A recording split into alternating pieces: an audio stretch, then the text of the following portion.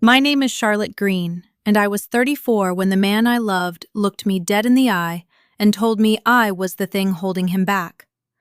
Before everything fell apart, my life in Columbus was quiet. Not glamorous, not the kind of life people post online to make strangers jealous. But it was steady. I had a solid job managing operations at a distribution warehouse, a small but beautiful house I had worked years to afford, and a boyfriend named Carter. We had been together for 5 years, living together for 3, and I truly believed we were building something real. We were not that perfect couple from television. We argued about bills, whose turn it was to take out the trash, why he never closed kitchen cabinets, why I always worked too late. But we had our routines. Friday takeout, Sunday grocery runs, coffee on the porch when the weather was warm. It felt ordinary in the safest way. Then, about 6 months before the breakup, Carter decided he wanted to transform his life. At first, I was proud of him. He joined this upscale gym downtown that looked less like a gym and more like a place rich people went to pretend sweating was spiritual. There were eucalyptus towels, glass walls, smoothie bars, and trainers who smiled like they were selling enlightenment. Carter got himself a personal trainer named Vanessa, and suddenly our whole apartment sounded like a fitness podcast. Macros, cutting season, detox resets, strength goals, discipline. I supported him, completely. I cooked lighter dinners. I packed his lunches when he forgot. I took over laundry when his gym clothes started piling up. I handled dishes, groceries, errands, all of it, because I thought love meant making room for someone else to grow. The first few weeks he thanked me. He kissed my forehead and said, "I don't deserve you, Char." I should have remembered that sentence, because soon, the man who once looked at me like I was home started looking at himself like he was the prize. The more weight Carter lost, the more his ego grew. He spent hours in front of the mirror adjusting compression shirts, flexing under bathroom lights, taking progress photos from angles that made him look taller, sharper, untouchable. His phone became an extension of his hand. Every meal had to be photographed. Every workout had to be posted. Every compliment from a stranger made his eyes glow in a way my love apparently never had. One Friday night, I asked if he wanted to watch a movie like we used to. He didn't even look up from his phone. "Charlotte, I don't have time to sit around anymore," he said. "I have goals." The word landed between us like a door closing. "Goals?" I asked softly. "Carter, it's one movie." He laughed under his breath, not loudly, not cruelly exactly, but with just enough contempt to make my stomach tighten. "That's the problem," he said. "You don't get it." I told myself he was tired. I told myself people became intense when they were trying to change. I told myself not to make everything about me. But then came the morning I stopped lying to myself. I was standing in the kitchen, half awake, nursing coffee before work. Carter was at the counter drinking one of those green smoothies that smelled like wet grass and regret.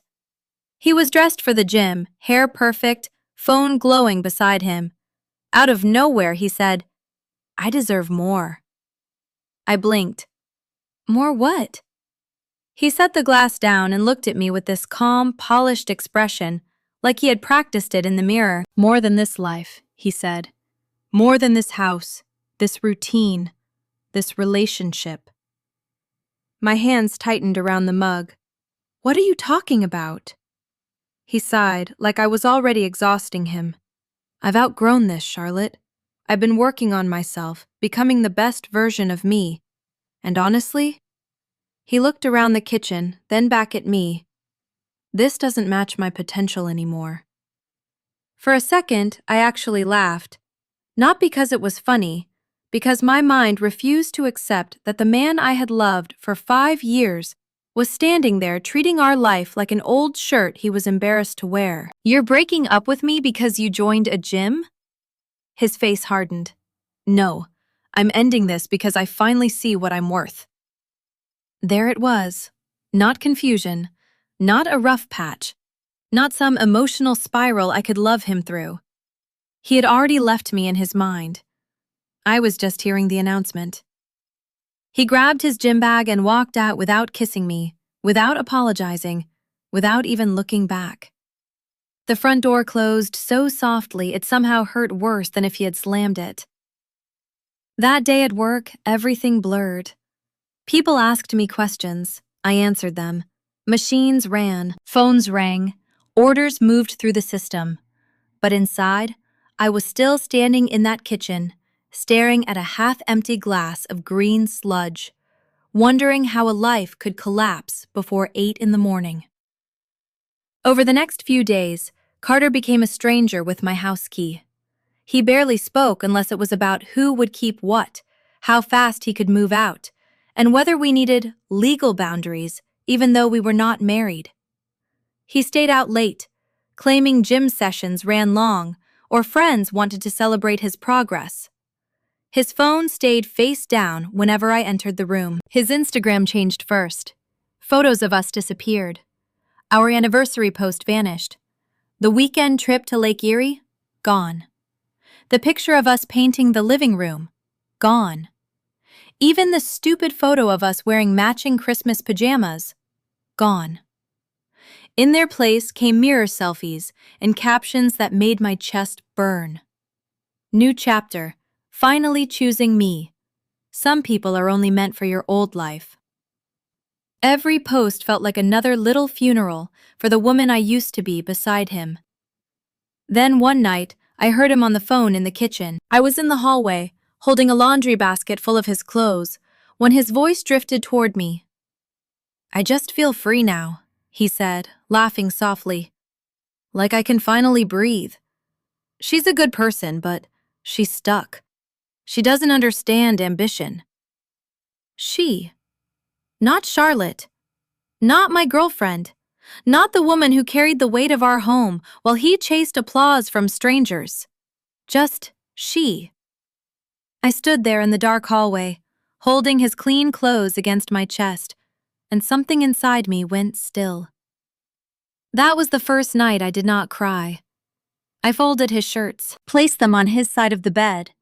Then I opened my laptop and started checking things I had ignored for months. Bank statements, shared expenses, receipts, transfers, charges from restaurants I had never been to, spa services, designer sneakers, gym upgrades, protein subscriptions, photography sessions. Carter had not just been working on himself. He had been building a new life with money he assumed I would never question. And then, 2 days later, I found the first clue that Vanessa was not just his trainer. A tagged photo. Carter and Vanessa standing outside the gym, his arm around her waist, both of them smiling too closely. The caption was hers. "Proud of this one. Some transformations are bigger than fitness." I stared at that sentence until the letters blurred. Maybe nothing had happened yet. Maybe everything had. But deep down, I already knew. Carter had not outgrown our life alone. Someone had been standing on the other side, applauding while he walked away from me. And if he thought I was going to crumble quietly while he rewrote me as the boring woman he escaped from, he had no idea who he was dealing with. Because I had spent years keeping our life together. Now I was about to learn exactly how much of it had been mine all along. A week after I found Vanessa's photo, Carter stopped pretending there was anything left to salvage. He came home late one evening carrying a gym bag and wearing a smile that didn't belong in my house. "I've signed a lease," he announced while scrolling through his phone. "I'll be out by the end of the month." I nodded. Okay. He actually looked disappointed by how calm I sounded. "No questions?" What answer could you possibly give that would make this make sense? For a second, guilt flickered across his face. Then it disappeared. "You'll understand one day." Those were the last words he spoke before walking upstairs. I didn't follow him. Instead, I opened my laptop again. The more I looked, the more pieces began fitting together. restaurant charges for places we'd never visited together, luxury clothing purchases, weekend hotel reservations during times he claimed he had fitness retreats, expensive gifts.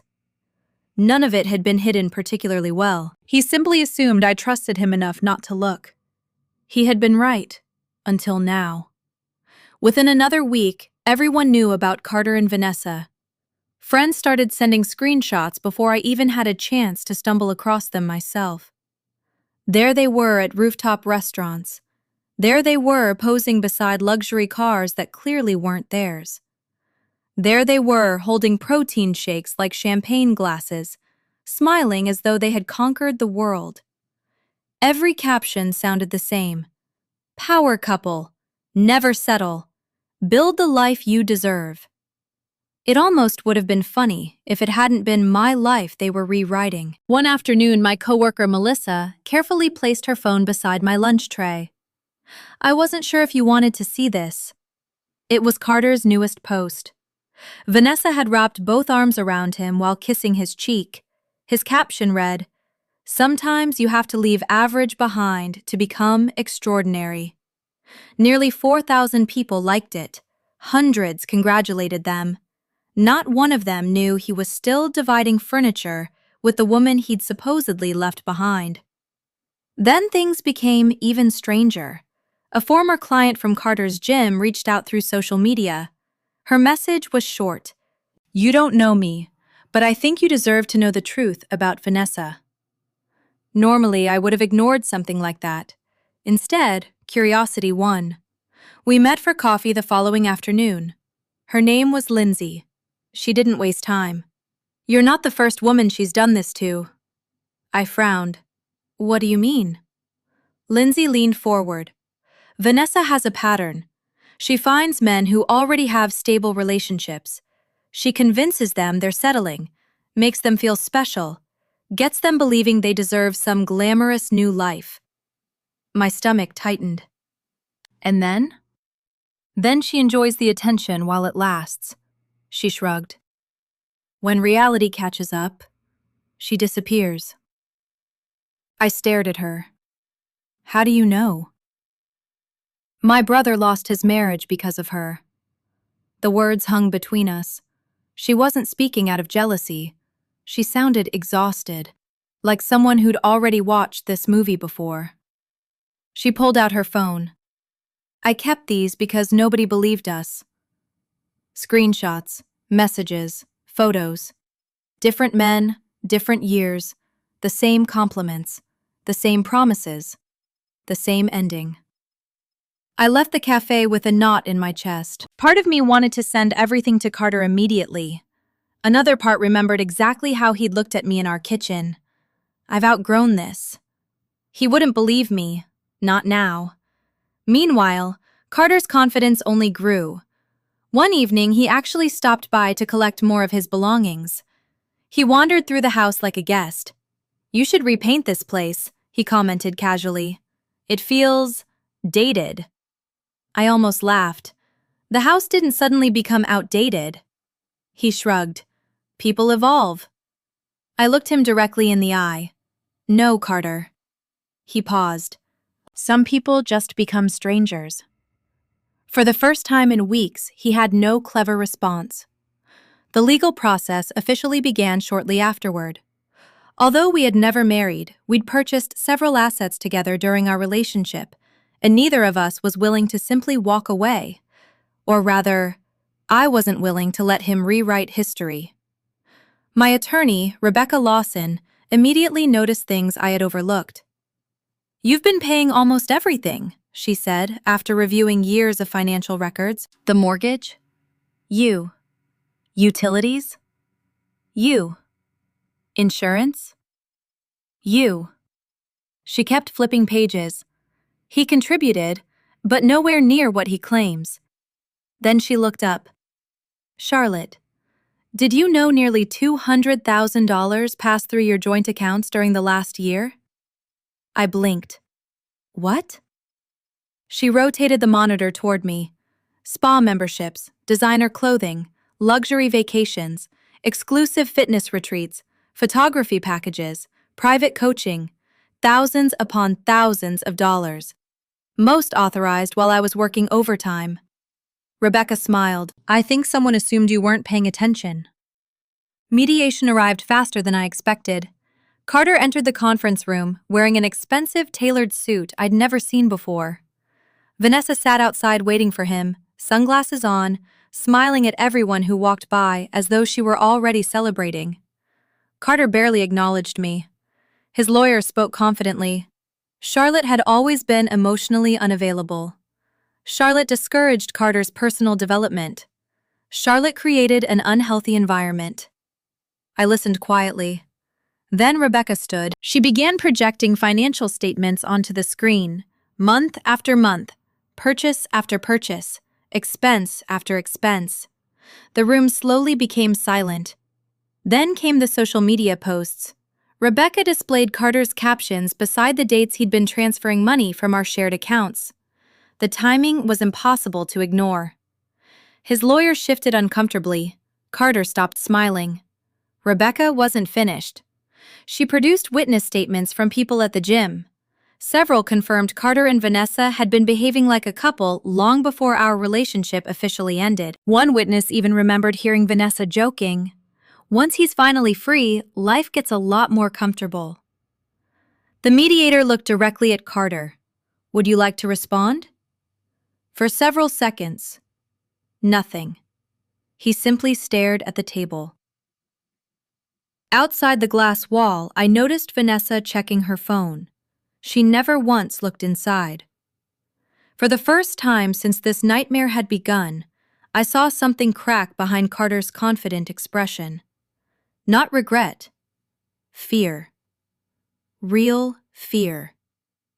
And somehow, I knew this was only the beginning. Court day finally arrived. For weeks I had imagined what this moment would feel like. I expected anxiety, anger, maybe even sadness. Instead, I felt strangely calm. Everything that could be broken had already broken. Now it was simply time for the truth to catch up. Carter walked into the courtroom looking noticeably different from the confident man who had announced he had outgrown me months earlier. His tailored suit was still expensive, but it couldn't hide the exhaustion in his face. The swagger was gone. Vanessa wasn't beside him anymore. She had once been impossible to separate from him, yet today her seat remained empty. Rebecca, my attorney, organized her files with quiet confidence. When the hearing began, Carter's attorney tried one final time to paint him as the victim. According to their argument, Carter had simply been searching for happiness. He claimed our relationship had become emotionally stagnant and that my inability to support his personal growth had pushed him away. Rebecca waited patiently until they finished. Then she stood. "Your Honor," she began, "the evidence tells a very different story." One by one, she dismantled every claim. She presented years of bank records proving I had carried nearly every major financial responsibility in our household: mortgage payments, insurance, maintenance, utilities. Meanwhile, Carter had quietly drained our shared accounts to fund luxury memberships, designer clothing, expensive restaurants, and a lifestyle he wanted strangers online to envy. Then came the text messages. Messages where I encouraged him before workouts. Messages reminding him to eat after long training sessions. Messages wishing him luck before competitions. Every accusation that I had failed to support him collapsed under the weight of simple facts. The courtroom grew silent. Rebecca wasn't finished. She displayed screenshots from Carter's own social media. The dates aligned perfectly with unauthorized withdrawals from our shared finances. His captions about building a better future had been written while using money we had earned together. The judge slowly removed his glasses. "Mr. Carter Reynolds," he said evenly, "these records raise serious concerns." Carter shifted in his chair but said nothing. Then Rebecca introduced the final piece: witness statements, former gym members, former clients, people who described the increasingly inappropriate relationship between Carter and Vanessa long before our breakup became official. One statement stood out above the rest. A receptionist recalled Vanessa laughing with another trainer. "Don't worry, once he finishes leaving her, everything gets a lot easier." The judge closed the folder. "I've heard enough." The ruling was swift. Carter's financial claims were denied. He was ordered to reimburse me for unauthorized personal expenses taken from our shared accounts. Several jointly owned assets remained solely mine because the financial contributions overwhelmingly came from me. The judge looked directly at Carter before ending the hearing. "Personal growth," he said calmly, "does not excuse financial misconduct or dishonesty." With a single strike of the gavel, it was over. Outside the courthouse, reporters weren't waiting. No dramatic crowd gathered. Real life isn't like television, but for me, the silence felt louder than applause. Rebecca smiled. "You can finally move forward." I thanked her. For the first time in months, I believed those words. The weeks afterward were almost surreal. Carter moved out quietly. No speeches, no arguments, just boxes. The same man who had once strutted through the house talking about his limitless potential now avoided looking me in the eye while carrying cardboard boxes to an aging sedan. He didn't even take everything. Some gym trophies remained in the garage. A few framed photos stayed hidden inside closets, pieces of a life he had been so eager to erase. Without the lifestyle he expected, everything around him began collapsing. Friends who had constantly praised his transformation slowly disappeared. His social media became strangely quiet. The endless motivational captions stopped. The expensive dinners vanished. The glamorous trips ended. Then I heard the inevitable news. Vanessa had left him. Apparently, another successful client had captured her attention. Someone younger, someone wealthier, someone whose future looked more exciting. The irony wasn't lost on anyone. The woman who had convinced Carter he deserved better had decided she deserved someone better herself. About 3 weeks later, there was a knock at my front door. I already knew who it was before opening it. Carter stood on the porch. His hair was unkempt. Dark circles framed tired eyes. Gone was the polished confidence that had once filled every room. "Charlotte." His voice barely rose above a whisper. "Can we talk?" I stepped outside and closed the door behind me. "What do you need?" He swallowed. "I made the biggest mistake of my life." I said nothing. He continued. "I thought I was chasing happiness." He laughed bitterly. "I was chasing attention." His eyes filled with tears. "Vanessa, she never loved me." I looked at him quietly.